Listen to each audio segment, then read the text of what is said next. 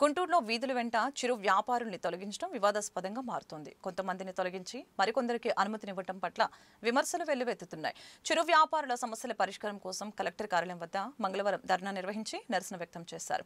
వీధుల వెంట వ్యాపారాలు చేసుకునేందుకు అందరికీ అనుమతినిచ్చి తమని మాత్రమే తొలగిస్తున్నారని బండారు, విజయదుర్గ, దేవి తదితర బాధితులు తెలిపారు. ఎమ్మెల్యేకి ఫిర్యాదు చేశామనే ఉద్దేశంతో కక్ష కట్టి తమ వ్యాపారాలు దెబ్బతీస్తున్నారని చెప్పారు.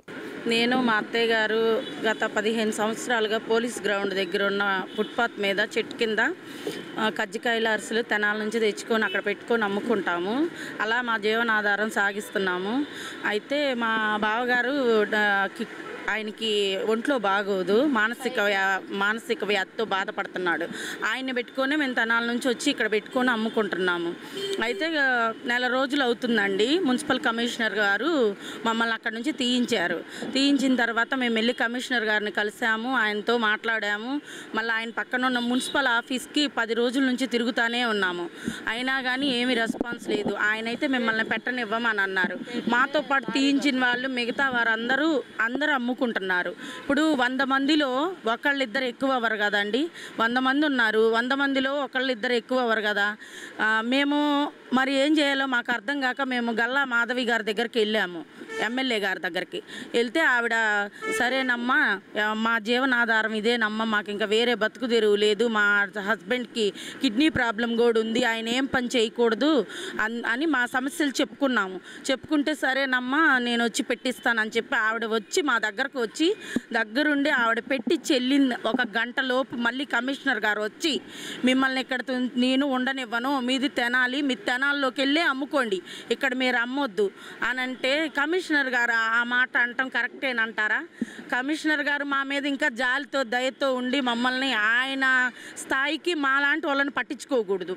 ఆయన వేరే రేంజ్, మేము లో క్లాస్ వాళ్ళం. మాలాంటి వాళ్ళ దగ్గరకు వచ్చి ఆయన మిమ్మల్ని ఇక్కడ నుంచి తీయించిన దాకా నేను ఊరుకోను, మీరు ఎమ్మెల్యే దగ్గరికి వెళ్తారా, ఎమ్మెల్యే దగ్గరికి వెళ్తే మీకు రాజకీయంగా పలుకుబడి ఉందా అంటే, ఇప్పుడు సమస్య వచ్చినప్పుడు ప్రతినిధుల దగ్గరికి వెళ్ళి మనం చెప్పుకోవడం తప్పు కాదు కదా.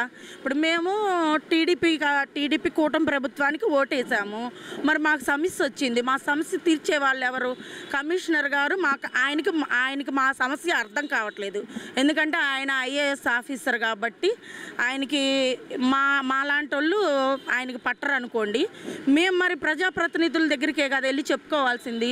మేము గల్లా మాధవ్ గారిని కలిసిన తర్వాత ఆవిడ చెప్పినా కానీ పని జరగలేదని మేము సెక్రటరీ ఏరియాకి వెళ్ళి, అది వెలగపూడి సచివాలయానికి వెళ్ళి ఆయన మున్సిపల్ శాఖ మంత్రి నారాయణ గారిని కూడా కలిసాము. వాళ్ళ పిఏ గోపీనాథ్ సార్తో కూడా మేము మాట్లాడాము. కమిషనర్ గారికి ఆయన ఫోన్ చేసి చెప్పారు, వాళ్ళకి బాగోదంట, హెల్త్ ప్రాబ్లమ్స్ ఉన్నాయంట, ఈ లేడీసేనంట వాళ్ళకి జీవనాధారం, మీరు ఎలాగోలా వాళ్ళకి ఫేవర్ చెయ్యండి అని ఆయన చెప్పారు. అయినా కానీ ఈయన వినట్లేదు.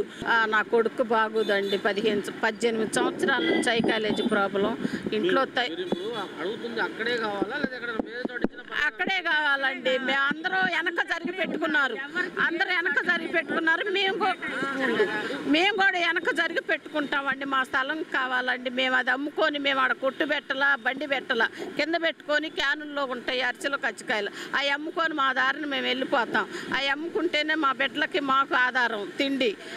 కానీ మాకు న్యాయం కావాలండి, ఆడ అమ్ముకునేటట్టు ఆ స్థలం మాకు ఇవ్వాలా. ఇదేనయ్యా మున్సిపాలిటీ కమిషనర్ గారిని కోరుకునేది, మాకు ఆ స్థలం ఇప్పియండి.